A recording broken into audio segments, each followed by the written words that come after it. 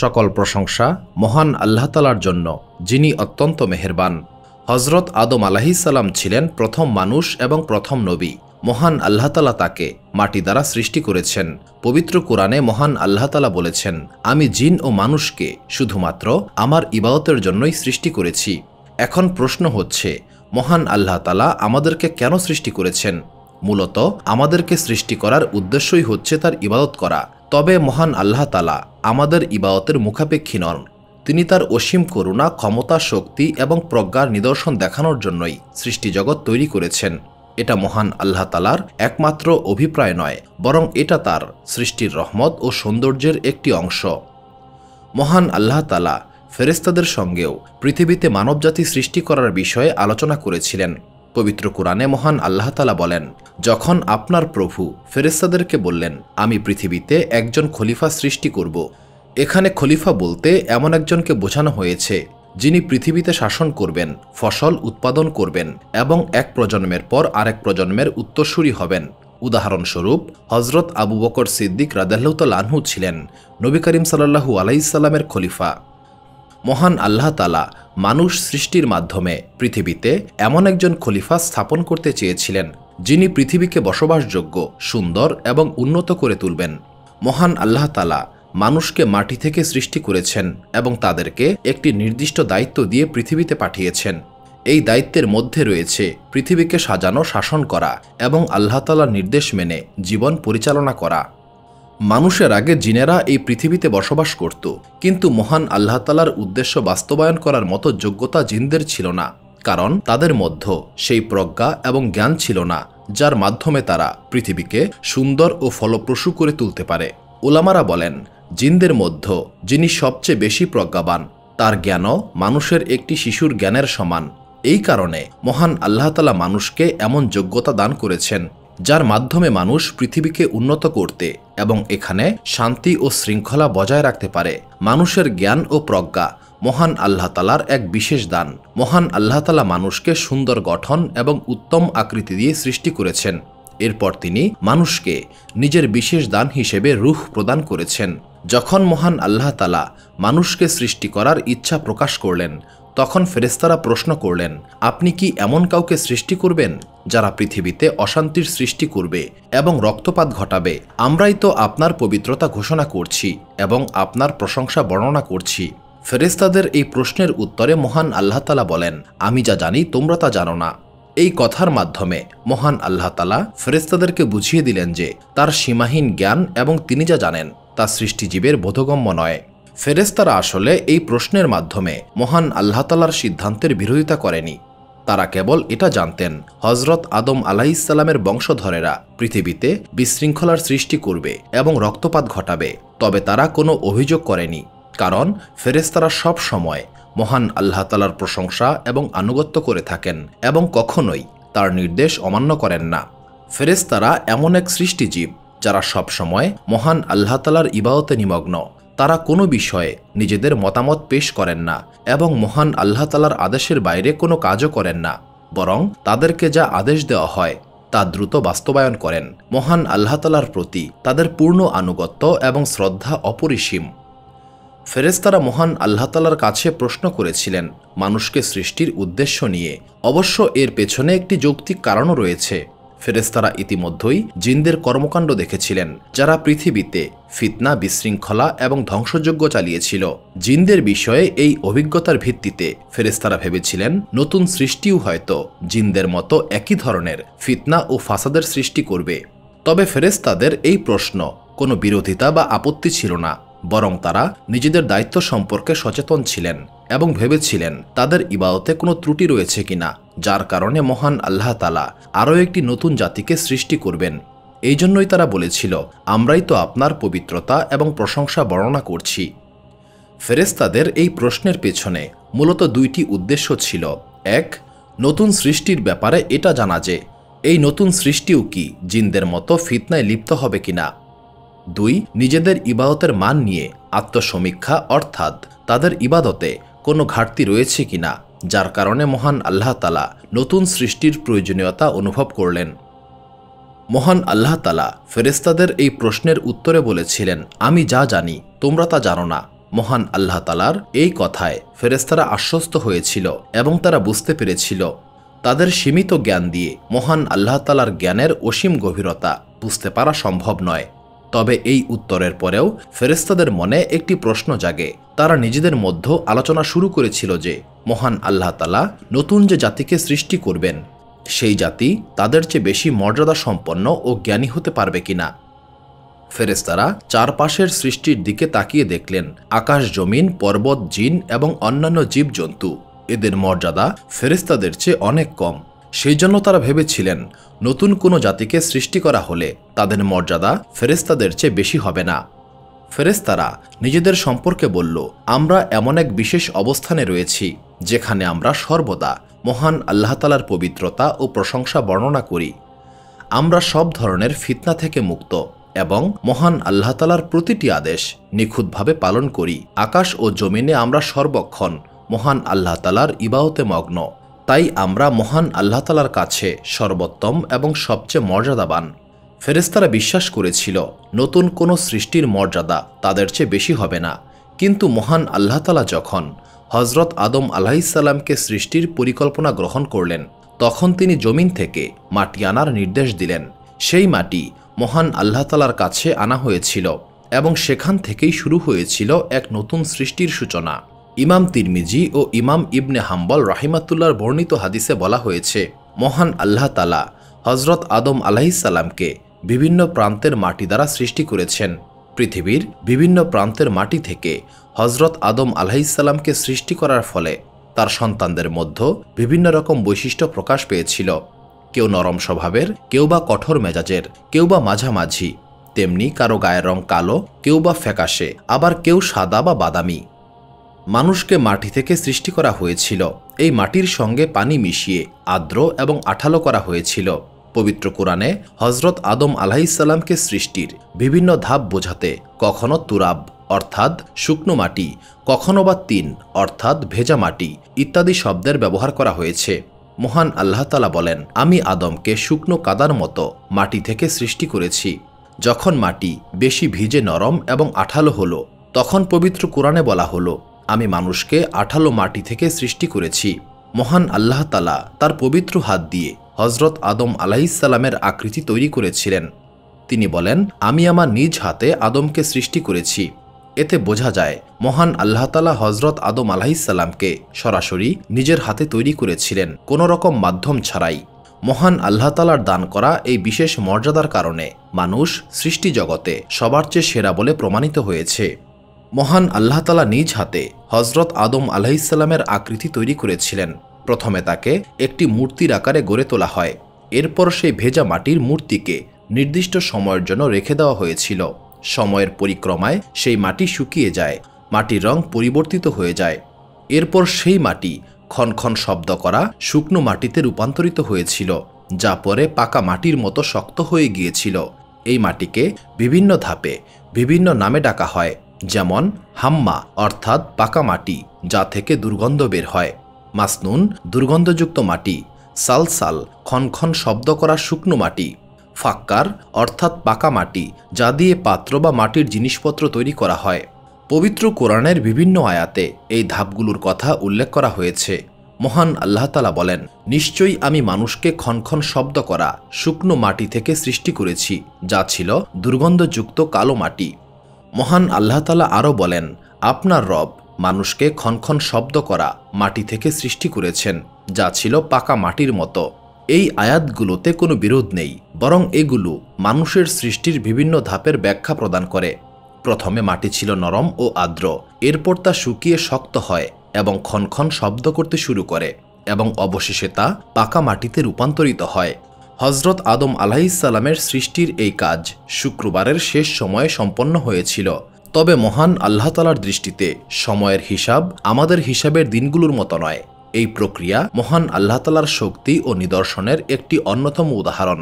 মানুষের আকৃতি সম্পর্কে সহিহ বুখারী ও মুসলিমের বর্ণিত একটি হাদিসে উল্লেখ করা হয়েছে, নবী করিম সাল্লাল্লাহু আলাইহি সাল্লাম বলেছেন, মহান আল্লাহ তাআলা হযরত আদম আলাইহিস সালামকে সৃষ্টি করেছেন এবং তার উচ্চতা ছিল ৬০ হাত। জান্নাতে প্রবেশ করার সময় সমস্ত মানুষের উচ্চতা হযরত আদম আলাইহিস সালামের উচ্চতার মতোই হবে। তবে পৃথিবীতে হজরত আদম আলাইহিসসালামের সময় থেকে মানুষের উচ্চতা ধীরে ধীরে কমতে শুরু করে। বর্তমান যুগের মানুষের উচ্চতা পূর্বের যুগের তুলনায় অনেকটাই কম। হজরত আদম আলাইহিসসালাম ছিলেন পৃথিবীর প্রথম মানুষ এবং সর্বোচ্চ উচ্চতার অধিকারী মানুষ। ইমাম আহমদ রাহিমাতুল্লাহর বর্ণিত একটি হাদিসে নবী করিম সাল্লাল্লাহু আলাইহিসসালাম হজরত আদম আলাইহিসসালামের উচ্চতা ৬০ হাত এবং তার শরীরের গড়ন ও প্রশস্ততা যথাযথভাবে বর্ণনা করেছেন। হজরত আদম আলাইহিসসালামের দেহকে কিছুটা সময় নিথর অবস্থায় রাখা হয়েছিল। এই সময়ে অভিশপ্ত ইবলিশ হজরত আদম আলাইহিসসালামের দেহের চারপাশে ঘোরাঘুরি করে পর্যবেক্ষণ করছিল। সে লক্ষ্য করছিল যে হজরত আদম আলাইহিসসালামের দেহের ভেতরে পেট রয়েছে। তখন ইবলিশ বুঝতে পেরেছিল এই নতুন সৃষ্টির নিজেকে নিয়ন্ত্রণ করার ক্ষমতা দুর্বল হবে। হাদিস থেকে জানা যায় জিনদের পেট নেই, শুধুমাত্র মানুষের শরীরের ভেতরের অংশ ফাঁপা। মহান আল্লাহ তাআলা প্রথমে হজরত আদম আলাইহিসসালামের দেহকে ৪০ দিন নিথর অবস্থায় রেখেছিলেন, অর্থাৎ এই ৪০ দিন হজরত আদম আলাইহিসসালামের দেহে প্রাণ দেওয়া হয়নি। ইবলিশ এই নিথর দেহটিকে প্রায়ই আঘাত করত। যখন সে আঘাত করত তখন মাটি ক্ষণক্ষণ শব্দ করত, যেমন ফাঁপা পাত্রে আঘাত করলে শব্দ হয়। এই কারণে পবিত্র কুরআনে হজরত আদম আলাইহিসসালামকে ক্ষণক্ষণ শব্দ করা মাটি থেকে সৃষ্ট বলা হয়েছে। ফেরেশতারা হজরত আদম আলাইহিসসালামের এই নিথর দেহ দেখে বিস্মিত হয়েছিলেন, তবে ইবলিশ চিন্তিত হয়ে পড়েছিল। ইবলিশ হজরত আদম আলাইহিসসালামের দেহে প্রবেশ করে এই নতুন সৃষ্টি সম্পর্কে বোঝার চেষ্টা করত। তখন ইবলিশ ফেরেশতাদেরকে উদ্দেশ্য করে বলেছিল, এই নতুন সৃষ্টিকে নিয়ে চিন্তিত হওয়ার কিছুই নেই। যদি আমাকে এর উপর কর্তৃত্ব দেওয়া হয় তবে আমি এটাকে ধ্বংস করব, আর যদি কর্তৃত্ব না দেওয়া হয় তবে এই সৃষ্টি আমার নির্দেশ অনুসরণ করবে। ইবলিশ প্রথম থেকেই হজরত আদম আলাইহিসসালামের প্রতি শত্রুতা পোষণ করতে শুরু করেছিল। এর মাধ্যমেই বুঝতে পারা যায় ইবলিশের হজরত আদম আলাইহিসসালামের প্রতি শত্রুতা কতটা প্রাচীন এবং কতটা গভীর ছিল। সেই শুরু থেকেই ইবলিশ বিদ্বেষে লিপ্ত ছিল এবং হজরত আদম আলাইহিসসালামের সৃষ্টিকে বাধাগ্রস্ত করার জন্য পরিকল্পনা করেছিল। যখন মহান আল্লাহ তাআলা হজরত আদম আলাইহিসসালামের দেহে রূহ প্রবেশ করিয়েছিলেন, পবিত্র কুরআন মাজিদে এই বিষয়টি বিভিন্ন জায়গায় উল্লেখ করা হয়েছে। মহান আল্লাহ তাআলা বলেন, যখন আমি তাকে সম্পূর্ণরূপে গড়ে তুলি এবং তার মধ্যে আমার রূহ ফুঁকে দেই, তখন তোমরা সবাই তার সামনে সেজদায় পড়ে যাবে। আরেক আয়াতে মহান আল্লাহ তাআলা বলেন, মহান আল্লাহ তাআলার কাছে হজরত ঈসা আলাইহিসসালামের উদাহরণ আদমের মতোই। মহান আল্লাহ তাআলা তাকে মাটি থেকে সৃষ্টি করেছেন এবং বলেছেন, হও, ফলে সে হয়ে গেছে। যখন রূহ হজরত আদম আলাইহিসসালামের দেহে প্রবেশ করতে শুরু করেছিল, তখন রূহ হজরত আদম আলাইহিসসালামের মাথায় পৌঁছানো মাত্রই তিনি হাঁচি দিয়েছিলেন। তখন ফেরেশতারা তাকে বললেন, আলহামদুলিল্লাহ বলুন। হজরত আদম আলাইহিসসালাম বললেন, আলহামদুলিল্লাহ। মহান আল্লাহ তাআলা তার এই প্রশংসার উত্তরে বললেন, রহমান তোমার প্রতি রহম করুন। সুবহানাল্লাহ।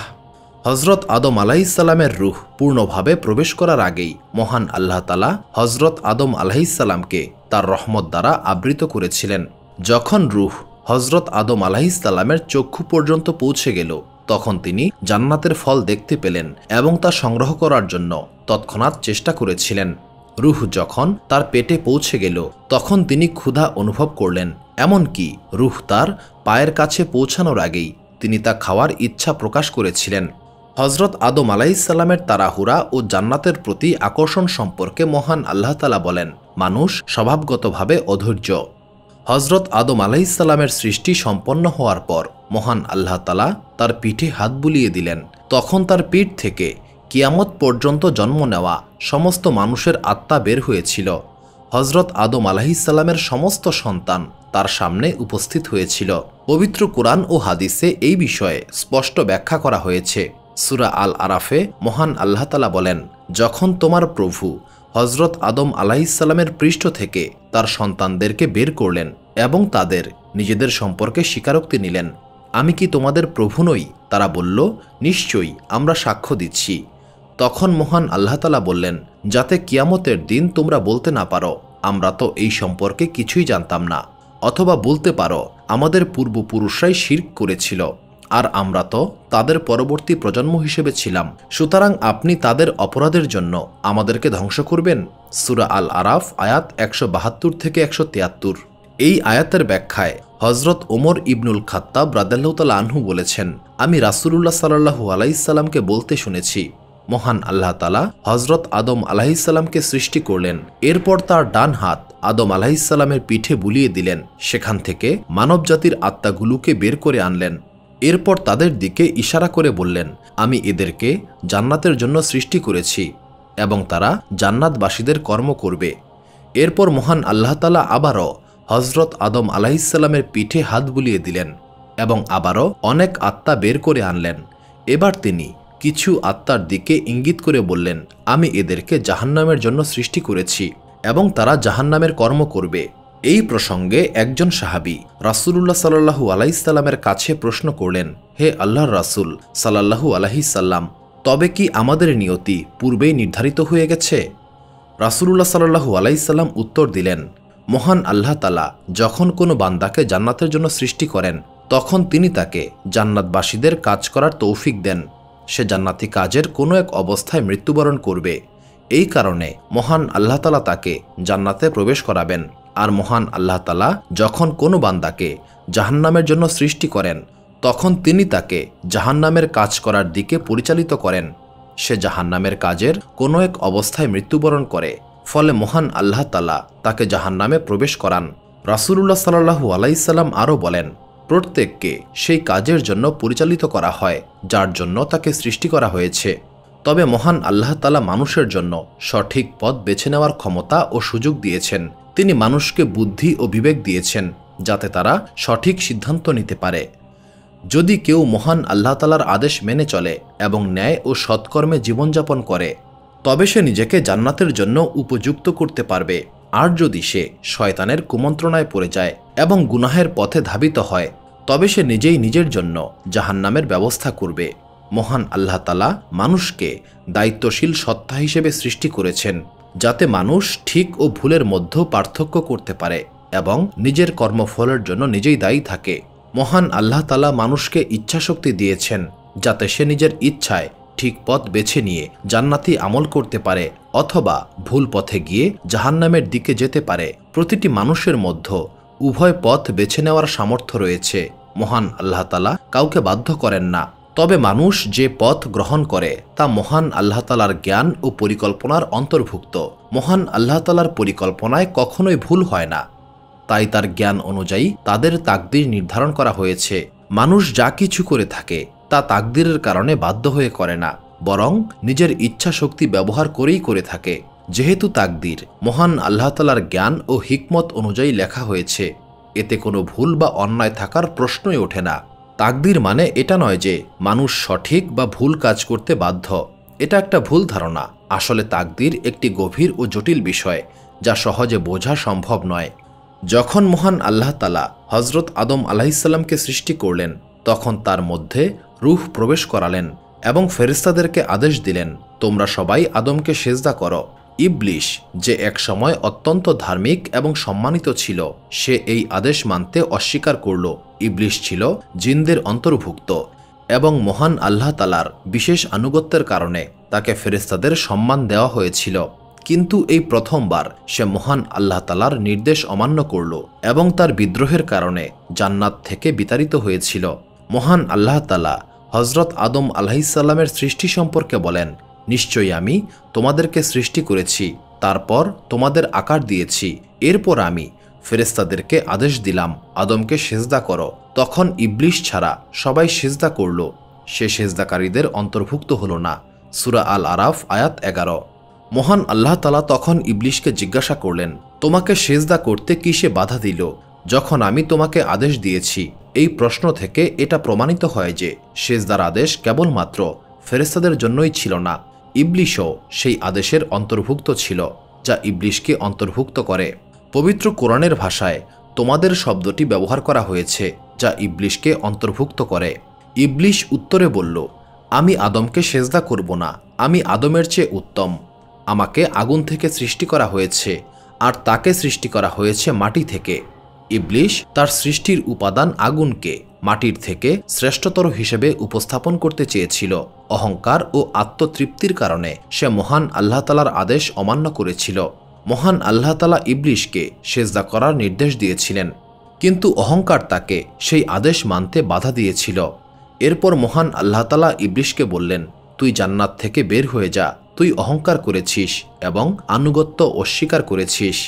মহান আল্লাহ তাআলার আদেশ অমান্য করা এবং অহংকারের কারণে ইবলিশকে জান্নাত থেকে বহিষ্কার করা হয়েছিল। তখন ইবলিশ বলল, আমাকে কিয়ামত পর্যন্ত অবকাশ দিন। অর্থাৎ ইবলিশ এমন দীর্ঘ জীবন চেয়েছিল যাতে সে কিয়ামত পর্যন্ত জীবিত থাকতে পারে এবং তাকে মৃত্যুর মুখোমুখি না হতে হয়। মহান আল্লাহ তাআলা বলেন, তোকে সময় দেওয়া হলো, তবে একটি নির্ধারিত সময় পর্যন্ত। যখন ইবলিশ নিশ্চিত হয়ে গেল যে তাকে সময় দেওয়া হয়েছে, তখন সে বলল, আমি প্রতিজ্ঞা করছি আমি মানুষকে পথভ্রষ্ট করব। আমি তাদের সামনে থেকে, পেছন থেকে, ডান দিক থেকে, বাম দিক থেকে তাদের উপর আক্রমণ করব, আর তুমি তাদের অধিকাংশকে কৃতজ্ঞ হিসেবে পাবে না। মহান আল্লাহ তাআলা শয়তানের এই চ্যালেঞ্জের উত্তরে বলেছিলেন, এখান থেকে অপমানিত ও লাঞ্ছিত হয়ে বেরিয়ে যাও। যারা তোমার অনুসরণ করবে তাদের জন্য আমার নিকট জাহান্নাম প্রস্তুত রয়েছে। যারা তোমার পথে চলবে তারা জাহান্নামের উপযুক্ত হবে। আরেক জায়গায় মহান আল্লাহ তাআলা বলেন, আমি জাহান্নামকে শয়তান এবং তার অনুসারীদেরকে দিয়ে পূর্ণ করব। এই কথাগুলোতে মহান আল্লাহ তাআলা স্পষ্ট করে দিয়েছেন, শয়তান মানুষের দুর্বলতাকে কাজে লাগিয়ে তাদেরকে পথভ্রষ্ট করার চেষ্টা করবে, কিন্তু যারা প্রকৃতভাবে মহান আল্লাহ তাআলার আনুগত্যশীল এবং তার প্রতি বিশ্বাসী হবে তাদের উপর শয়তান কোনো প্রভাব ফেলতে পারবে না। পবিত্র কোরআনের বিভিন্ন আয়াতে মহান আল্লাহ তাআলার সৃষ্টির নিখুঁত পরিকল্পনা এবং শয়তানের সীমাবদ্ধতার কথা উল্লেখ করা হয়েছে। এটা মানুষের জন্য সতর্কবার্তা যে শয়তানের কুমন্ত্রণার বিষয়ে সাবধান থাকতে হবে। একই সঙ্গে এটা আশার বার্তা যে মহান আল্লাহ তাআলার আনুগত্য ও সঠিক পথে থাকার মাধ্যমে শয়তানের কুমন্ত্রণা থেকে মুক্ত থাকা সম্ভব। ইবলিশ ছিল প্রথম সৃষ্ট জীব যে সরাসরি মহান আল্লাহ তাআলার আদেশ অমান্য করে অবাধ্যতা করেছিল। সে মহান আল্লাহ তাআলার সামনে অহংকার এবং বিদ্রোহপূর্ণ আচরণ করেছিল। এই কারণে মহান আল্লাহ তাআলা তাকে কাফের হিসেবে আখ্যায়িত করেছেন। কাফের তাকেই বলা হয় যে মহান আল্লাহ তাআলার নেয়ামত এবং অনুগ্রহকে অস্বীকার করে। মহান আল্লাহ তাআলা ইবলিশকে সম্মান দান করেছিলেন, কিন্তু ইবলিশ সেই নেয়ামতের কৃতজ্ঞতা প্রকাশ না করে অহংকার ও বিদ্রোহের পথ বেছে নিয়েছিল। তার প্রথম এবং প্রধান গুনাহ ছিল অহংকার করা। উলামায়ে কেরামের মতে সকল পাপের মূল শিকড় হল অহংকার ও গর্ব। নবী করিম সাল্লাল্লাহু আলাইহি সাল্লাম তার উম্মতকে অহংকার থেকে দূরে থাকার জন্য বারবার সতর্ক করেছেন। তিনি অহংকারের ক্ষতিকর দিক এবং এর ফলে সৃষ্ট ধ্বংস সম্পর্কে কঠোরভাবে সাবধান করেছেন। রাসূলুল্লাহ সাল্লাল্লাহু আলাইহি সাল্লাম বলেছেন, মহান আল্লাহ তাআলা ওই ব্যক্তির দিকে রহমতের দৃষ্টিতে তাকাবেন না যে অহংকারের কারণে তার পোশাক টাকনুর নিচে ঝুলিয়ে রাখে। তিনি আরও বলেছেন, যার অন্তরে সামান্য পরিমাণ অহংকার থাকবে সে জান্নাতে প্রবেশ করতে পারবে না। যে ব্যক্তি তার পোশাক, ধন সম্পদ বা অবস্থান নিয়ে গর্ব করে, মহান আল্লাহ তাআলা তার উপর থেকে রহমত সরিয়ে নেন। একবার নবী করিম সাল্লাল্লাহু আলাইহি সাল্লাম লক্ষ্য করেন যে মুজাহির সাহাবীদের সঙ্গে আনসার সাহাবীদের মধ্যে একটা বিরোধের তৈরি হয়েছে। তখন নবী করিম সাল্লাল্লাহু আলাইহি সাল্লাম তাদের ঐক্য বিনষ্ট করতে পারে এমন অহংকার থেকে বিরত থাকার নির্দেশ দিয়েছিলেন। একবার সাহাবীদের মধ্যে কেউ একজন অন্যজনের বিরুদ্ধে বিদ্বেষপূর্ণ কথা বলেছিল। তখন নবী করিম সাল্লাল্লাহু আলাইহি সাল্লাম বলেন, এই অজ্ঞতাপূর্ণ গোষ্ঠীগত পক্ষপাত ছেড়ে দাও, এটা খুবই ঘৃণিত। গোষ্ঠী বা জাতিভিত্তিক বিবাদ করা এবং অন্যকে হেয় করা ইসলামে অত্যন্ত নিন্দনীয়। এমনকি নিজের গুণাবলীর উপর অহংকার করা বা অন্যকে তুচ্ছ করে দেখা এটাও এক ধরনের অহংকার। প্রতিটি মুমিনের উচিত তার অধীনস্থ বা অন্য কারো প্রতি অহংকার না করা, কারণ ইবলিশ তার অহংকারের কারণেই মহান আল্লাহ তাআলার নির্দেশ অমান্য করেছিল। যাই হোক, আমরা মূল আলোচনায় ফিরে আসি।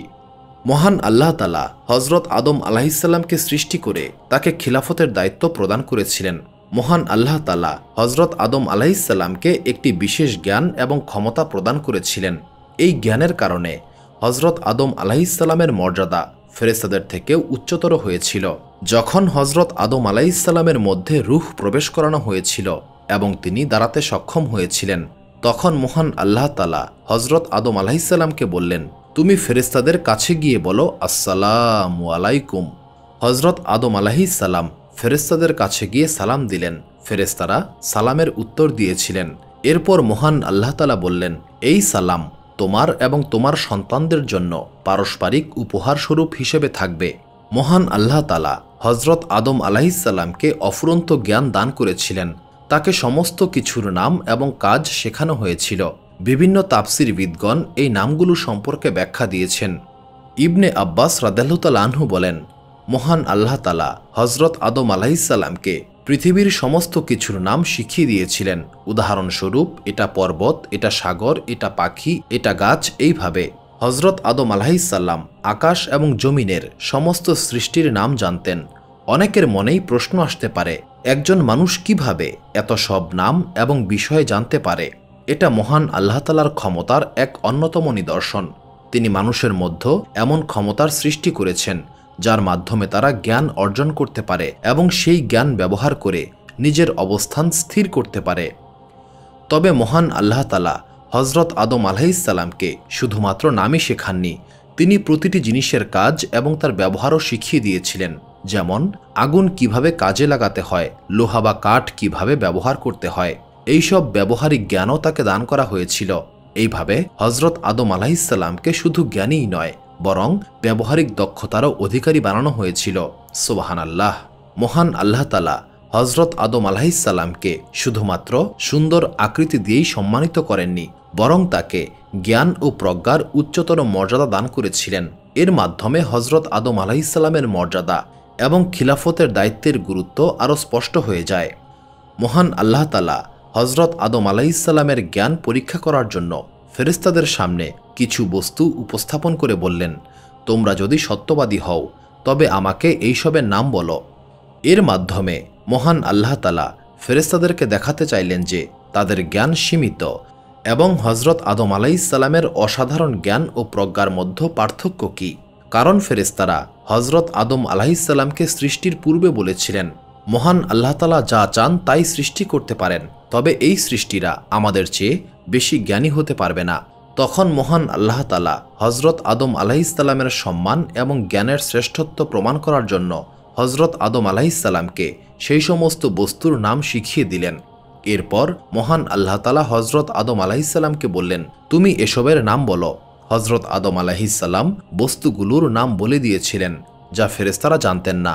এতে হজরত আদম আলাইহিসসালামের জ্ঞান ও মর্যাদা স্পষ্ট হয়ে গিয়েছিল। এরপর মহান আল্লাহ তাআলা ফেরেশতাদেরকে আদেশ করলেন, আদমকে সেজদা করো। এই সেজদা কিন্তু ইবাদতের সেজদা ছিল না, বরং এটা ছিল সম্মানের সেজদা, যা তখনকার সময়ে বৈধ ছিল। তবে ইসলামের শুরুর সময় থেকেই এই সেজদাকে হারাম করা হয়েছে। উদাহরণস্বরূপ, পবিত্র কোরআনে উল্লেখ করা হয়েছে, হজরত ইয়াকুব আলাইহিসসালাম তার স্ত্রী এবং 11 জন সন্তান সম্মান প্রদর্শনের জন্য হজরত ইউসুফ আলাইহিসসালামকে সেজদা করেছিলেন। ফেরেশতারা যখন হজরত আদম আলাইহিসসালামকে সেজদা করলেন, তখন এটা স্পষ্ট হয়ে গেল যে হজরত আদম আলাইহিসসালাম অধিক সম্মানিত এবং মর্যাদা সম্পন্ন।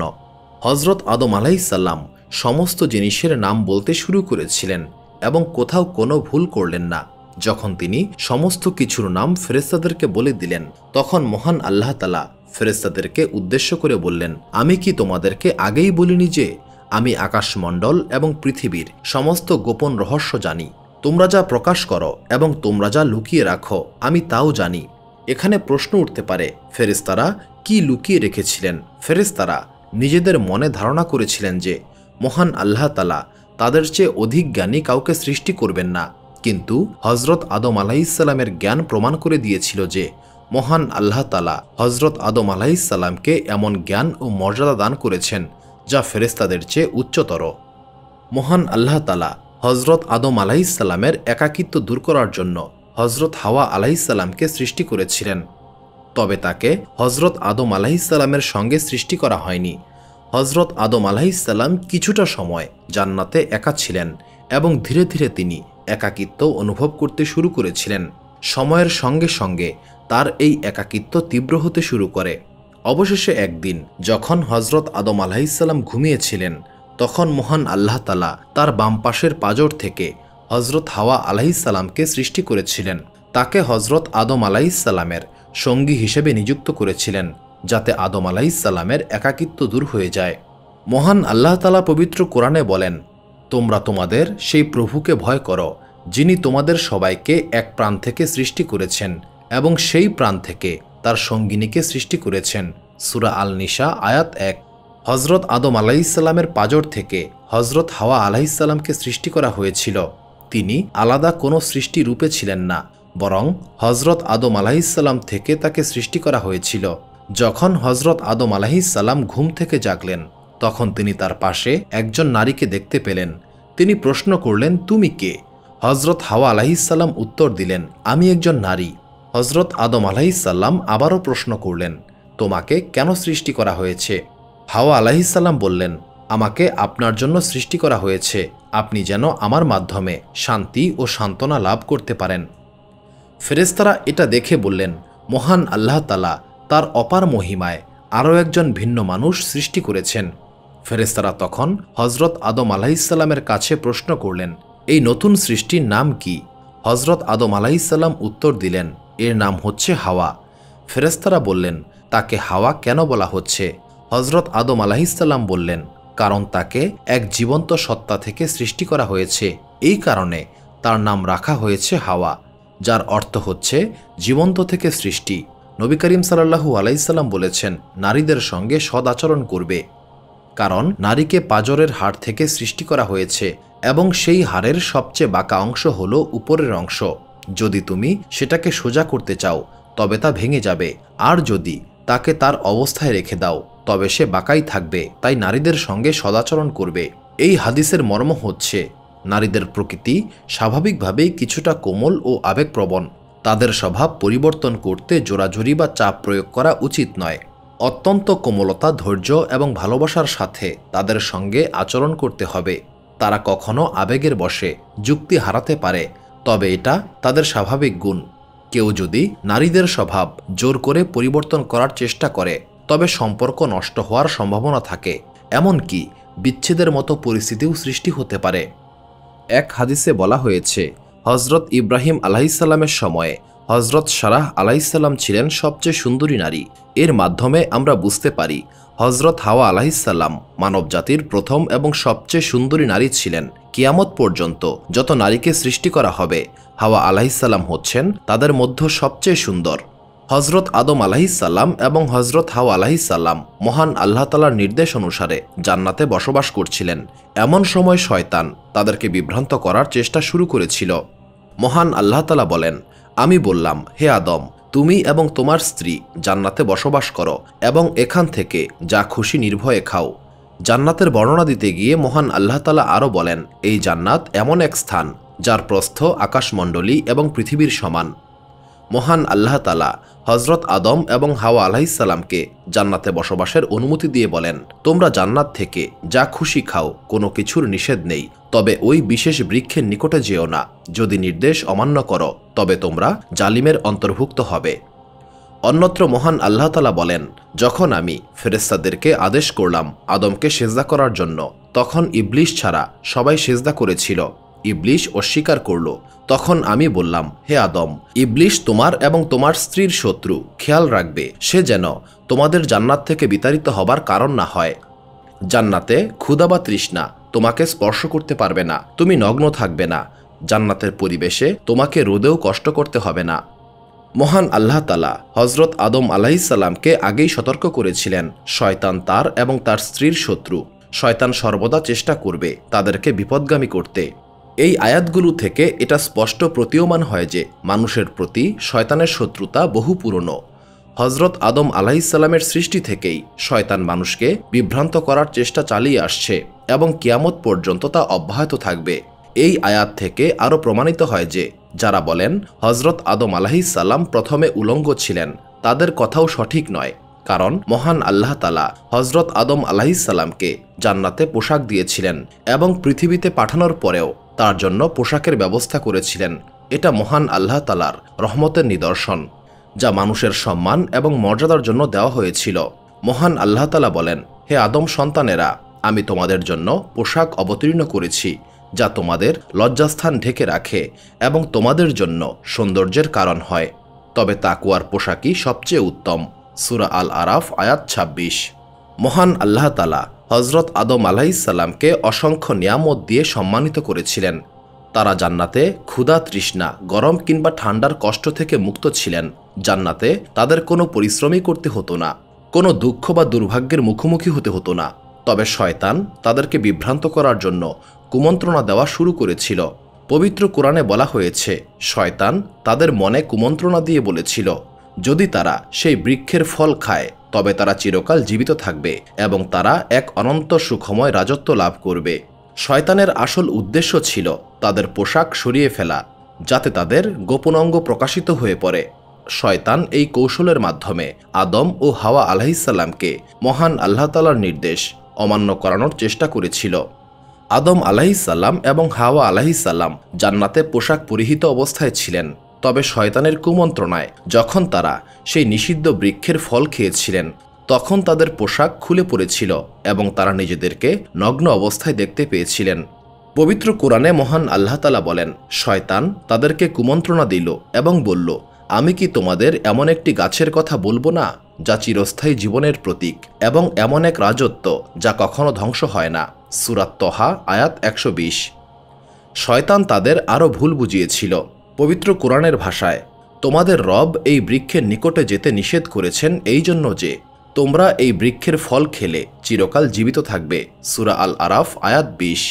তারপর শয়তান কসম খেয়ে তাদেরকে বলল, মহান আল্লাহ তাআলার কসম, আমি তোমাদের শত্রু নই, আমি তোমাদের ভালোর জন্যই বলছি।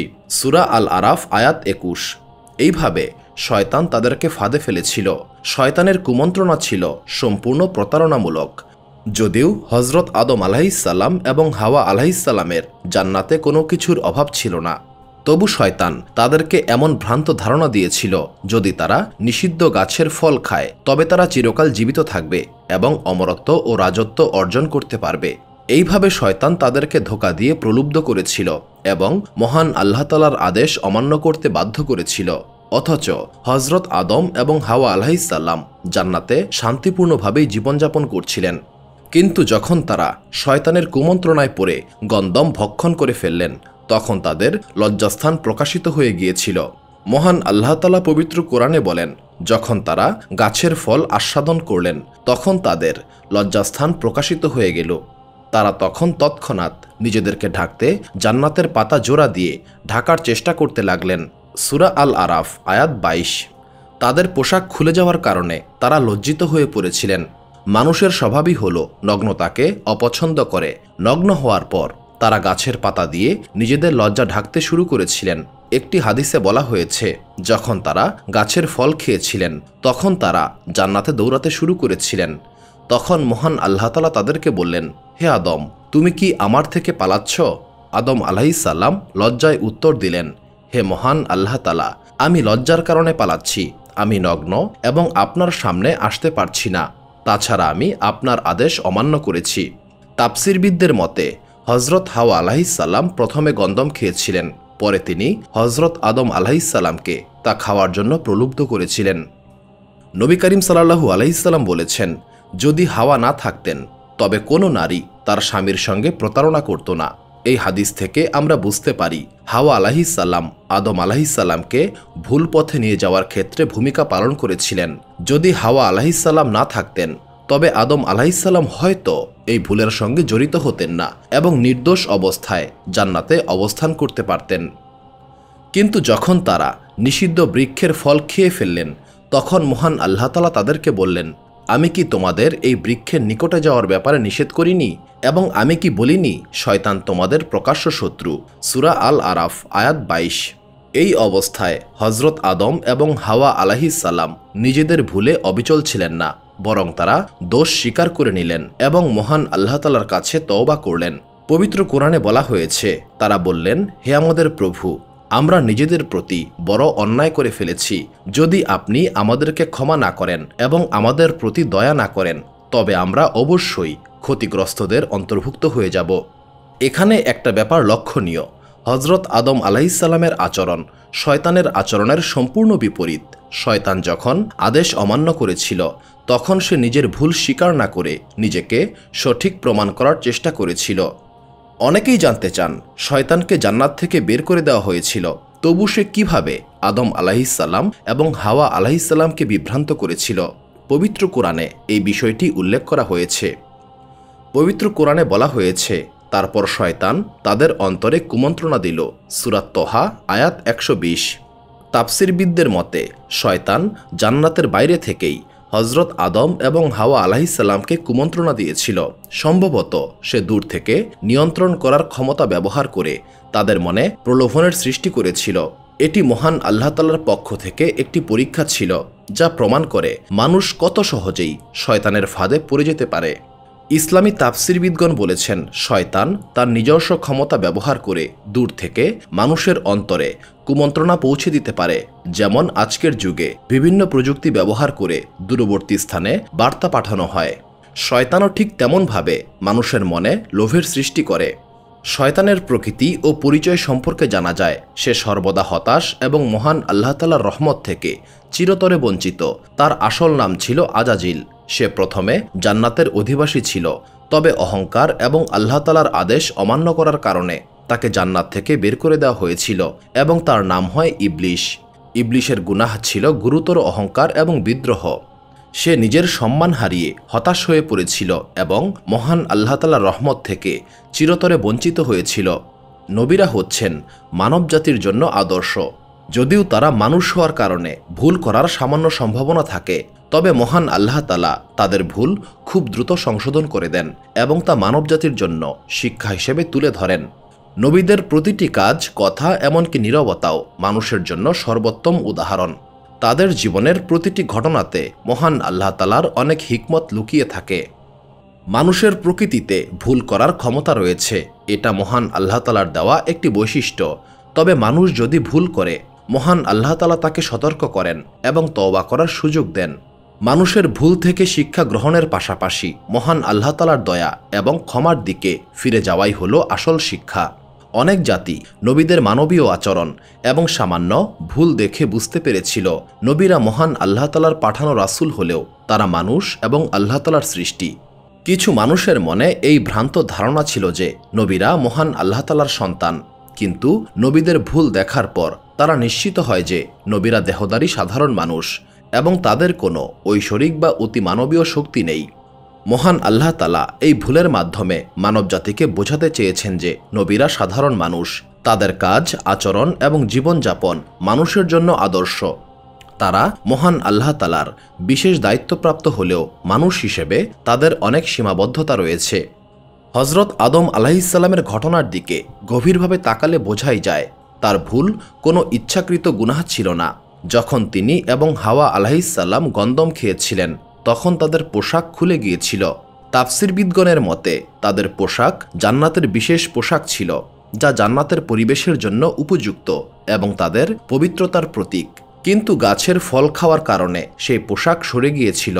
মহান আল্লাহ তাআলা তাদের জন্য আবারও লজ্জাস্থান ঢাকার ব্যবস্থা করে দিলেন।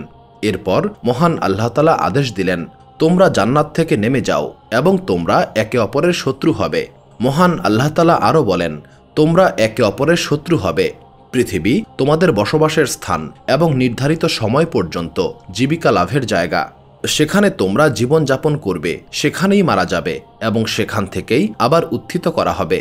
সূরা আল আরাফ আয়াত 24 থেকে 25। পবিত্র কোরআনের বিভিন্ন স্থানে হজরত আদম আলাইহিসসালামের এই ঘটনা আরও বিশদভাবে বর্ণিত হয়েছে। মহান আল্লাহ তাআলা বলেন, আমি আদমের প্রতি এক অঙ্গীকার করেছিলাম, কিন্তু আদম তা ভুলে গেলেন এবং আমি তাকে দৃঢ় প্রতিজ্ঞ হিসেবে পাইনি। সূরা তোহা আয়াত 115। হজরত আদম আলাইহিসসালাম যখন পৃথিবীতে অবতরণ করেছিলেন, তখন তিনি মহান আল্লাহ তাআলার কাছে ক্ষমা প্রার্থনা করেছিলেন। মহান আল্লাহ তাআলা হজরত আদম আলাইহিসসালামকে তওবার জন্য কিছু আমল শিখিয়েছিলেন। সেই আমল ছিল, হে আমাদের প্রভু, আমরা নিজেদের প্রতি অন্যায় করেছি। আপনি যদি আমাদের ক্ষমা না করেন এবং আমাদের প্রতি দয়া না করেন, তবে আমরা অবশ্যই ক্ষতিগ্রস্তদের অন্তর্ভুক্ত হব। সূরা আল আরাফ আয়াত 23। হজরত আদম এবং হাওয়া আলাইহিসসালামের সঙ্গে শয়তানকেও পৃথিবীতে নামিয়ে দেওয়া হয়েছিল। হজরত আদম আলাইহিসসালাম কোথায় অবতরণ করেছিলেন, এই বিষয়ে তাফসিরবিদগণের মতো পার্থক্য পরিলক্ষিত হয়। তবে ইবনে আব্বাস রাদিয়াল্লাহু তাআলা আনহুর বর্ণনা সবচেয়ে গ্রহণযোগ্য। তিনি বলেন, হজরত আদম আলাইহিসসালাম ভারতে অর্থাৎ হিন্দুস্তানে অবতরণ করেছিলেন এবং হাওয়া আলাইহিসসালাম জেদ্দায় অবতরণ করেছিলেন। পৃথিবীতে নেমে আসার পর হজরত আদম আলাইহিসসালাম হাওয়া আলাইহিসসালামকে খুঁজতে শুরু করেছিলেন। দীর্ঘ অনুসন্ধানের পর তারা আরাফাতের ময়দানে একে অপরকে খুঁজে পেয়েছিলেন। তাদের পুনর্মিলনের কারণে এই স্থানকে আরাফাত অর্থাৎ পরিচয়ের স্থান নামে ডাকা হয়। আদম এবং হাওয়া আলাইহিসসালামের পুনর্মিলনের পর মহান আল্লাহ তাআলা পৃথিবীতে মানুষ ছড়িয়ে দিতে শুরু করলেন, যাতে পুরুষ এবং নারীদের দ্বারা পৃথিবী পরিপূর্ণ হয়ে যায়। ইমাম কাতাদা রাহিমাতুল্লাহ বর্ণনা করেছেন, হাওয়া আলাইহিসসালাম 20 বার সন্তানের জন্ম দিয়েছিলেন। প্রতিবার একটি পুত্র এবং একটি কন্যা জন্ম নিত। তাদের প্রথম সন্তান ছিল কাবিল এবং কন্যা আকলিমা। এইভাবে মানবজাতি বংশ বিস্তার করা শুরু করেছিল এবং ধীরে ধীরে পৃথিবীর জনসংখ্যা বাড়তে থাকে। মহান আল্লাহ তাআলা হযরত আদম আলাইহিসসালামকে নবী হিসেবে নিযুক্ত করেন এবং তিনি তার সন্তানদের তাওহীদের পথে পরিচালিত করতে থাকেন। তখনকার সময়ের সমস্ত মানুষ এক আল্লাহ তাআলার প্রতি ঈমান রাখত এবং শিরকের কোনো চিহ্নই ছিল না। ইমাম ইবনে জারির এবং ইবনে কাসির রাহিমাতুল্লাহ বর্ণনা করেছেন, আবু মুসা আল আশারি রাদিয়াল্লাহু তাআলা আনহুর হাদিসে নবী করিম সাল্লাল্লাহু আলাইহি সাল্লাম বলেছেন, যখন মহান আল্লাহ তাআলা হযরত আদম আলাইহিসসালামকে জান্নাত থেকে পৃথিবীতে নামিয়ে দিয়েছিলেন, তখন তাকে সমস্ত কৌশল এবং দক্ষতা শিখিয়ে দিয়েছিলেন। হযরত আদম আলাইহিসসালাম ছিলেন জ্ঞানী। তিনি লোহা, কাঠ, আগুন এবং কাপড় ব্যবহারের কৌশল জানতেন। হযরত আদম আলাইহিসসালাম পৃথিবীতে তার অর্জিত জ্ঞান এবং দক্ষতা ব্যবহার করে জীবনযাপন শুরু করেছিলেন। তিনি এই জ্ঞান তার সন্তানদেরকেও শিখিয়েছিলেন। এইভাবে মানবজাতি জ্ঞান, দক্ষতা এবং জীবনযাপনের কৌশল আয়ত্ত করতে শুরু করেছিল। মানুষের স্বভাব হলো শেখানোর আগে কেউ কিছুই জানে না। আমরা জ্ঞান এবং দক্ষতার জন্য শেখার উপর নির্ভরশীল। আজকের যুগেও কিছু কিছু জায়গায় এমন মানুষ দেখা যায় যারা সভ্যতার আলো থেকে বঞ্চিত। আফ্রিকার কিছু অঞ্চলে এমন মানুষ রয়েছেন যারা এখনও আদিম এবং পশুসুলভ জীবনযাপন করেন। তারা সভ্যতার সুযোগ সুবিধা গ্রহণ না করে প্রকৃতির সঙ্গে সহজাতভাবে জীবন কাটাচ্ছেন। তিব্বত এবং অন্যান্য দুর্গম অঞ্চলের প্রাকৃতিক পরিবেশের কারণে কিছু মানুষের মধ্যে সভ্যতার অভাব দেখা যায়। তবে প্রকৃতপক্ষে প্রতিটি মানুষের মধ্যে স্বভাবগতভাবে সভ্যতা এবং শৃঙ্খলার বীজ থাকে। হযরত আদম আলাইহিসসালামের পরে মানবজাতির সংখ্যা ধীরে ধীরে বাড়তে থাকে, কিন্তু মানুষের স্বভাবের দুর্বলতার কারণে পৃথিবীতে পাপের শুরু হয়েছিল। পৃথিবীতে প্রথম অপরাধ ছিল কাবিলের হাতে তার ভাই হাবিলের হত্যাকাণ্ড। মহান আল্লাহ তাআলা পবিত্র কোরআনে এই ঘটনার উল্লেখ করেছেন। কাবিল ছিল উগ্র স্বভাবের এবং অন্যদিকে হাবিল ছিল শান্ত, দয়ালু এবং কোমল স্বভাবের। কাবিল চাষাবাদ করত আর হাবিল পশুপালন করত। হাবিলের কোমল এবং দয়ালু স্বভাবের একটি বড় কারণ ছিল তার কর্ম। একজন পশুপালক সব সময় তার প্রাণীদের প্রতি যত্নশীল হয়। সে কখনো তার প্রাণীদেরকে ক্ষুধার্ত বা তৃষ্ণার্ত রাখে না। প্রাণীদের দেখভালের মধ্য দিয়ে হাবিলের হৃদয়ে সহানুভূতি ও দয়ার গুণাবলী গড়ে উঠেছিল। অন্যদিকে কাবিল উগ্র স্বভাবের ছিল এবং তার ভাই হাবিলের প্রতি ঈর্ষান্বিত হয়েছিল। এই ঈর্ষার কারণেই তাদের মধ্যে বিরোধের সূত্রপাত হয়েছিল এবং তা পৃথিবীর প্রথম হত্যাকাণ্ডে পরিণত হয়। মহান আল্লাহ তাআলা মানুষের উপর তার ক্ষমতার বাইরে কোনো বোঝা চাপিয়ে দেন না। হযরত আদম আলাইহিসসালামের সময়ে মানবজাতির সংখ্যা বৃদ্ধির জন্য এমন একটি নিয়ম ছিল যা পরবর্তীকালে হারাম করা হয়েছে। সেই সময় নিয়ম ছিল যমজ বোন ছাড়া অন্য বোনের সঙ্গে বিবাহ করা বৈধ। উদাহরণস্বরূপ, কাবিল হাবিলের যমজ বোনকে বিয়ে করতে পারত আর হাবিল কাবিলের যমজ বোনকে বিয়ে করতে পারত। কিন্তু সমস্যার সৃষ্টি হলো তখন যখন দেখা গেল হাবিলের যমজ বোন কাবিলের যমজ বোনের তুলনায় বেশি সুন্দরী। কাবিল চেয়েছিল নিজের যমজ বোনকেই বিবাহ করতে, যা আদম আলাইহিসসালামের শরীয়তে নিষিদ্ধ ছিল। এই বিরোধ কাবিলের ঈর্ষা এবং বিদ্বেষকে আরও বাড়িয়ে তুলেছিল। এতে কাবিল হাবিলের প্রতি অত্যন্ত রাগান্বিত হয়েছিল এবং তার হিংসা তাকে এমন একটি অপরাধ করিয়ে ফেলে যা পৃথিবীর প্রথম হত্যাকাণ্ড হিসেবে ইতিহাসে লিপিবদ্ধ হয়ে যায়। হযরত আদম আলাইহিসসালাম ছিলেন নবী এবং রাসূল। নবী এবং রাসূলের মধ্যে কিছু পার্থক্য রয়েছে। রাসূলের উপর নতুন শরীয়ত নাজিল করা হয় এবং তারা নতুন শরীয়ত প্রচার করেন, কিন্তু নবীদের উপর নতুন শরীয়ত নাজিল করা হয় না। তারা পূর্ববর্তী শরীয়তের অনুসরণ করেন এবং মানুষকে মহান আল্লাহ তাআলার প্রতি আহ্বান করেন। হযরত আদম আলাইহিসসালাম একজন রাসূল ছিলেন। মহান আল্লাহ তাআলার হুকুমে তিনি শরীয়ত প্রবর্তন করেছিলেন এবং সেই শরীয়ত তার সন্তানদের জন্য প্রযোজ্য করেছিলেন। তাই কাবিলের দাবি হযরত আদম আলাইহিসসালামের শরীয়তের বিরুদ্ধে ছিল। হযরত আদম আলাইহিসসালাম এই বিরোধ মেটানোর জন্য একটি উদ্যোগ গ্রহণ করলেন। তিনি বললেন, তোমরা দুইজনেই মহান আল্লাহ তাআলার দরবারে কোরবানি পেশ করবে। যার কোরবানি মহান আল্লাহ তাআলা গ্রহণ করবেন তাকেই সঠিক বলে বিবেচনা করা হবে। কোরবানি হল মহান আল্লাহ তাআলার নামে কোনো পশু বা বস্তু উৎসর্গ করা, যার মাধ্যমে নিজেদের নিয়তকে পরিশুদ্ধ করা হয়। হজরত আদম আলাইহিসসালামের যুগে কোরবানির একটি বিশেষ নিয়ম ছিল। যদি কোরবানি কবুল হতো তবে আকাশ থেকে আগুন এসে সেই কোরবানি জ্বালিয়ে দিত। যদি কবুল না হতো তবে কোরবানি অগ্রহণযোগ্য হিসেবে বিবেচিত হতো। নির্ধারিত দিনে হাবিল এবং কাবিল দুইজনেই তাদের কোরবানি পেশ করেছিল। হাবিল তার পশুর পাল থেকে সবচেয়ে ভালো মানের একটি পশু জবাই করে মহান আল্লাহ তাআলার উদ্দেশ্যে কোরবানি করেছিল। কাবিল তার ফসল থেকে নিম্নমানের কিছু পরিমাণ শস্য নিয়ে কোরবানি হিসেবে পেশ করেছিল। কিছুক্ষণ পর আকাশ থেকে আগুন এসে হাবিলের কোরবানি গ্রহণ করেছিল, কিন্তু কাবিলের কোরবানি গ্রহণ করা হয়নি। হাবিলের কোরবানি কবুল হওয়ার পর তাদের মধ্যকার তিক্ততা আরও বহুগুণে বেড়ে গিয়েছিল এবং কাবিলের হিংসা আরও বেশি পরিমাণে বৃদ্ধি পেয়েছিল। এই দিকে অভিশপ্ত শয়তান কাবিলকে কুমন্ত্রণা দিতে শুরু করেছিল। শয়তানের কুমন্ত্রণায় কাবিল সিদ্ধান্ত নিল যে সে হাবিলকে হত্যা করে ফেলবে। একদিন কাবিল তার ভাই হাবিলের নিকট গিয়ে স্পষ্টভাবে বলল, আমি তোমাকে হত্যা করে ফেলব। হাবিল শান্তভাবে উত্তর দিয়েছিল, তুমি আমাকে হত্যা করতে চাও, কিন্তু আমি তোমাকে আঘাত করব না। আমি আমার সমস্ত কিছুর জন্য মহান আল্লাহ তাআলার উপর ভরসা করি। হাবিলের এই কথায় কাবিলের মন থেকে হিংসা এবং ক্রোধ দূর তো হলই না, বরং আরও বহুগুণে বেড়ে গিয়েছিল। এক রাতে যখন হাবিল ঘুমাচ্ছিল, তখন কাবিল একটি বড় পাথর দিয়ে তার ভাই হাবিলের মাথায় আঘাত করে। এই নির্মম ঘটনায় হাবিল নিহত হয়। এইভাবেই পৃথিবীর প্রথম হত্যাকাণ্ড সংঘটিত হয়েছিল এবং মানবজাতির মধ্যে রক্তপাতের সূত্রপাত হয়েছিল। হত্যাকাণ্ডের পর কাবিল কিংকর্তব্য বিমূঢ় হয়ে পড়ে। সে বুঝতে পারছিল না কাবিলের মৃতদেহকে নিয়ে সে এখন কি করবে। সে হতবুদ্ধি এবং ভীত বিহ্বল হয়ে পড়েছিল। কাবিল তখনও বুঝতে পারছিল না তার অপরাধ কতটা গুরুতর। হজরত আদম আলাইহিসসালামের সময়ে পৃথিবীতে তখনও কেউ মৃত্যুর স্বাদ গ্রহণ করেনি। কাবিল হাবিলের মৃতদেহ কাঁধে নিয়ে বিভ্রান্ত অবস্থায় বিভিন্ন স্থানে গমন করতে থাকে। এমন সময় মহান আল্লাহ তাআলা দুটি কাক পাঠিয়েছিলেন। কাক দুটি মারামারি শুরু করে এবং এক পর্যায়ে একটি কাক অন্য কাককে হত্যা করে ফেলে। তারপর জীবিত কাক তার ঠোঁট দিয়ে মাটি খুঁড়ে একটি কবর বানালো। তারপর মৃত কাকটিকে সেই কবরে পুঁতে ফেলল। এই দৃশ্য দেখে কাবিল বুঝতে পারে কিভাবে মৃতদেহকে মাটি চাপা দিতে হবে। সে নিজেও একটি গর্ত খুঁড়ে তার ভাই হাবিলের দেহ সেখানে পুঁতে দিয়েছিল। যদিও সে তার এই কাজের জন্য অনুতপ্ত ছিল, তবে সে মহান আল্লাহ তাআলার কাছে ক্ষমা প্রার্থনা করেনি।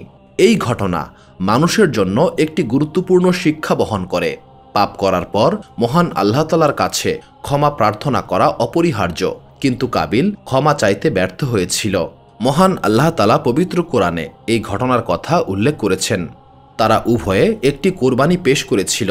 তাদের একজনের কোরবানি কবুল করা হয়েছিল আর অপরজনের কোরবানি কবুল হয়নি। তখন কাবিল বলে, আমি তোমাকে হত্যা করব। উত্তরে হাবিল বলল, মহান আল্লাহ তাআলা কেবল তাকেই কবুল করেন যে মুত্তাকি। যদি তুমি আমাকে হত্যার জন্য হাত বাড়াও, আমি কখনোই তোমাকে হত্যার জন্য হাত বাড়াবো না, কারণ আমি আল্লাহ তাআলাকে ভয় করি, যিনি সমস্ত জগতের পালনকর্তা। সূরা মাইদা আয়াত ২৭ থেকে ২৯। মহান আল্লাহ তাআলা আরও বলেন, কাবিল তার কুপ্রবৃত্তির কারণে তার ভাই হাবিলকে হত্যা করে ফেলল, ফলে সে ক্ষতিগ্রস্তদের অন্তর্ভুক্ত হল। সূরা মাইদা আয়াত ৩০ থেকে ৩১। ইমাম আহমদ এবং অন্যান্য ইসলামী তাফসিরবিদগণ বলেছেন, উসমান রাদিয়াল্লাহু তাআলা আনহুর শাহাদাতের সময় সাহাবারা এই ঘটনাকে স্মরণ করেছিলেন এবং এর থেকে গুরুত্বপূর্ণ শিক্ষা গ্রহণ করেছিলেন। তারা বুঝতে পেরেছিলেন হত্যা একটি গুরুতর অপরাধ, যা একজন মানুষকে জালিম এবং ক্ষতিগ্রস্তদের দলে অন্তর্ভুক্ত করে। এই অপরাধ থেকে মানুষকে সবসময় সতর্ক থাকা উচিত। রাসূলুল্লাহ সাল্লাল্লাহু আলাইহি সাল্লাম একবার বলেছিলেন, একটি বড় ফিতনা দেখা দেবে, তখন বসে থাকা ব্যক্তি দাঁড়িয়ে থাকা ব্যক্তির চেয়ে উত্তম হবে, দাঁড়িয়ে থাকা ব্যক্তি চলমান ব্যক্তির চেয়ে উত্তম হবে, আর চলমান ব্যক্তি দৌড়ানো ব্যক্তির চেয়ে উত্তম হবে। তখন একজন নবী করিম সাল্লাল্লাহু আলাইহি সাল্লামকে প্রশ্ন করেছিলেন, যদি কোনো ব্যক্তি আমার ঘরে ঢুকে আমাকে হত্যার জন্য হাত বাড়ায়, তখন আমি কি করব? তখন নবী করিম সাল্লাল্লাহু আলাইহি সাল্লাম বলেছিলেন, তুমি হজরত আদম আলাইহিস সালামের পুত্র হাবিলের মতো হবে। অর্থাৎ এমন অবস্থায় নিজে আঘাত করো না, বরং নিহত হওয়াকে পছন্দ করো। হত্যাকারী হওয়ার চেয়ে নিহত হওয়া অনেক উত্তম।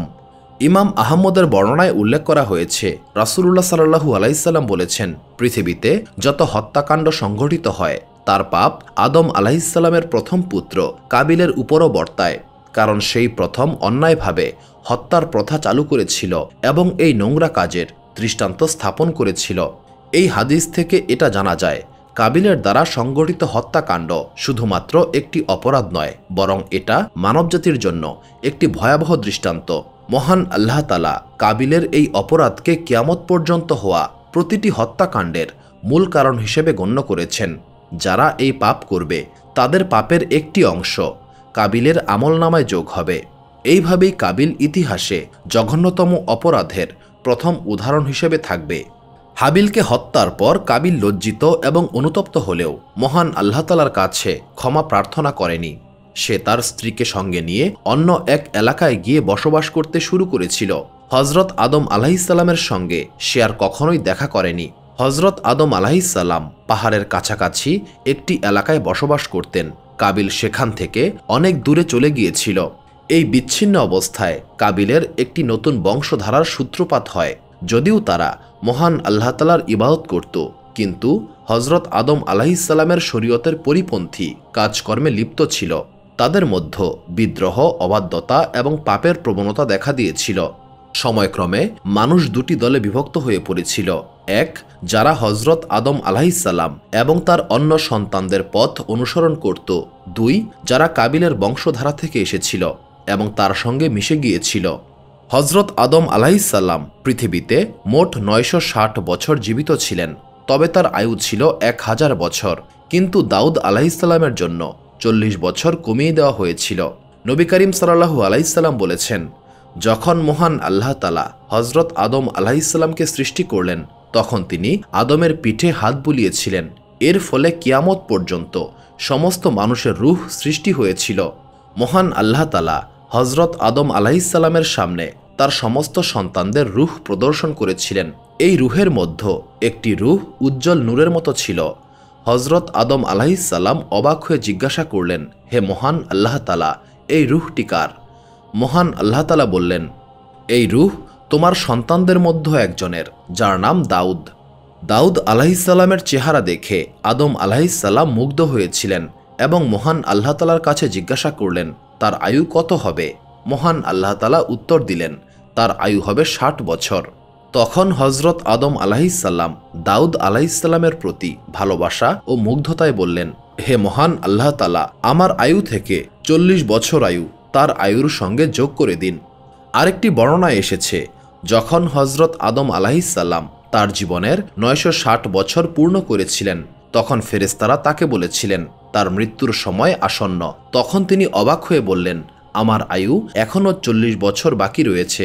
তখন ফেরেশতারা হযরত আদম আলাইহিসসালামকে স্মরণ করিয়ে দিয়েছিলেন। ফেরেশতারা বললেন, আপনার হয়তো স্মরণ নাই, আপনি আপনার 40 বছর আয়ু হযরত দাউদ আলাইহিসসালামের জন্য উৎসর্গ করেছিলেন। নবী করিম সাল্লাল্লাহু আলাইহি সাল্লাম এই ঘটনার উল্লেখ করে বলেছেন, হযরত আদম আলাইহিসসালাম ভুলে গিয়েছিলেন, তাই তার সন্তানরাও ভুলে যায়। আদম আলাইহিসসালাম ভুল স্বীকার করতে দ্বিধা করেছিলেন, তাই তার সন্তানরাও তেমনটাই করে। হাবিলের মৃত্যুর পর হযরত আদম আলাইহিসসালাম ও হাওয়া আলাইহিসসালাম অত্যন্ত শোকাহত হয়েছিলেন। মহান আল্লাহ তাআলা তাদেরকে সান্ত্বনা দেওয়ার জন্য একটি পুত্র সন্তান দান করেছিলেন, যার নাম রাখা হয় হযরত শীশ আলাইহিসসালাম। শীশ আলাইহিসসালাম ছিলেন মহান আল্লাহ তাআলার পক্ষ থেকে একটি বিশেষ অনুগ্রহ। হযরত আবু জার গিফারি রাদিয়াল্লাহু তাআলা আনহু থেকে বর্ণিত একটি সহিহ হাদিসে নবী করিম সাল্লাল্লাহু আলাইহি সাল্লাম বলেছেন, মহান আল্লাহ তাআলা 104টি সহিফা নাজিল করেছেন, যার মধ্যে 50টি শীশ আলাইহিসসালামের উপর নাজিল করা হয়েছে। এই সহিফাগুলোতে মানব জীবনের উন্নতি এবং সঠিক পথে চলার জন্য মৌলিক নীতিমালা ছিল। শীশ আলাইহিসসালাম তার পিতা আদম আলাইহিসসালামের নিকট থেকে জ্ঞান অর্জন করে তা মানুষের মধ্যে প্রচার করেছিলেন। হযরত আদম আলাইহিসসালাম ছিলেন মহান আল্লাহ তাআলার দ্বারা সরাসরি শিক্ষাপ্রাপ্ত প্রথম মানুষ। মহান আল্লাহ তাআলা তাকে বিভিন্ন গুরুত্বপূর্ণ বিষয়ে জ্ঞান দান করেছিলেন, যা তাকে সমগ্র সৃষ্টির মধ্যে সবচেয়ে জ্ঞানী করে তুলেছিল। শীশ আলাইহিসসালাম তার পিতা আদম আলাইহিসসালামের নিকট থেকে এই জ্ঞান গ্রহণ করেছিলেন এবং পরবর্তী প্রজন্মের মধ্যে ছড়িয়ে দিয়েছিলেন। আদম আলাইহিসসালামের পুত্র শীস আলাইহিসসালাম মানুষের জন্য একটি আলোকবর্তিতা ছিলেন। তিনি মানুষদেরকে বিভিন্ন গুরুত্বপূর্ণ বিষয়ে শিক্ষা দিয়েছিলেন, যা মানুষের জীবনের স্থিতি এবং উন্নতির জন্য অপরিহার্য ছিল। শীস আলাইহিসসালাম মানুষকে শিখিয়েছিলেন নগর জীবনের নিয়মকানুন, দিন ও রাতের হিসাব এবং সময়ের সঠিক ব্যবহার, মহান আল্লাহ তাআলার ইবাদতের সঠিক পদ্ধতি, কৃষি, পশুপালন এবং জীবিকা নির্বাহের অন্যান্য কৌশল। শীস আলাইহিসসালামের এই শিক্ষাগুলি মানুষের মধ্যে শৃঙ্খলা এবং স্থিতি নিয়ে এসেছিল। তিনি সময়ের ব্যবস্থাপনার মাধ্যমে ইবাদতের সময় নির্ধারণের পদ্ধতি শিখিয়েছিলেন। ইমাম আহমদ রাহিমাতুল্লাহ বর্ণনা করেন, একবার আবু জমরা রাদিয়াল্লাহু তাআলা আনহু মদিনায় এক ব্যক্তিকে মানুষের সঙ্গে কথা বলতে দেখলেন। তিনি জিজ্ঞাসা করলেন, এই ব্যক্তিকে? লোকেরা বলল, তিনি হযরত উবাই ইবনে কাব রাদিয়াল্লাহু তাআলা আনহু। তিনি সাহাবাদের মধ্যে একজন বড় ব্যক্তিত্ব এবং কোরআন ও তাফসিরের সবচেয়ে জ্ঞানী ব্যক্তি। উবাই ইবনে কাব রাদিয়াল্লাহু তাআলা আনহু তখন হযরত আদম আলাইহিসসালামের ঘটনা বর্ণনা করেছিলেন। যখন আদম আলাইহিসসালামের মৃত্যুর সময় ঘনিয়ে এসেছিল, তিনি তার সন্তানদের কাছে বললেন, যদি আমি জান্নাতের ফল আহার করতে পারতাম। জান্নাতের ফল ও দুনিয়ার ফলের মধ্যে পার্থক্য বর্ণনা করতে গিয়ে হযরত আদম আলাইহিসসালাম বলেছিলেন, জান্নাতের ফল দেখতে দুনিয়ার ফলের মতো হলেও জান্নাতের ফল কখনো পচে না বা গন্ধ বের হয় না। জান্নাতের ফলের স্বাদ কখনো নষ্ট হয় না, কিন্তু দুনিয়ার ফল একসময় পচে যায় এবং তার স্বাদ নষ্ট হয়ে যায়। আদম আলাইহিসসালাম জীবনের শেষ প্রান্তে এসে জান্নাতের ফল খেতে চেয়েছিলেন। তার সন্তানেরা পিতার এই ইচ্ছা পূরণ করার জন্য জান্নাতের ফল খুঁজতে বের হয়েছিল। এমন সময় ফেরেশতারা মানুষের রূপ ধারণ করে তাদের সামনে আসে এবং জিজ্ঞাসা করে, তোমরা কোথায় যাচ্ছ? সন্তানরা উত্তর দিল, আমাদের পিতা অসুস্থ, তিনি জান্নাতের ফল খেতে চান। ফেরেশতারা বললেন, তোমরা ফেরত যাও, তোমাদের পিতার মৃত্যু নিকটবর্তী, তার শরীরে এত শক্তি নেই যে তিনি ফল খেতে পারবেন। ফেরেশতারা যখন হযরত আদম আলাইহিসসালামের জান কবজ করার জন্য এসেছিলেন, তখন হাওয়া আলাইহিসসালাম তাদেরকে চিনতে পেরেছিলেন। তিনি আতঙ্কিত হয়ে আদম আলাইহিসসালামের নিকটে ছুটে গিয়েছিলেন। তখন আদম আলাইহিসসালাম বললেন, আমার থেকে দূরে সরে যাও, আগেও তোমার কারণে আমি কষ্ট পেয়েছি, এখন মহান আল্লাহ তাআলার সিদ্ধান্তের মধ্যে কোনো বাধা দিও না। এরপর ফেরেশতারা আদম আলাইহিসসালামের জান কবজ করলেন, তাকে কাফন পরিয়ে সুগন্ধি লাগালেন এবং জানাজার নামাজ পড়ালেন।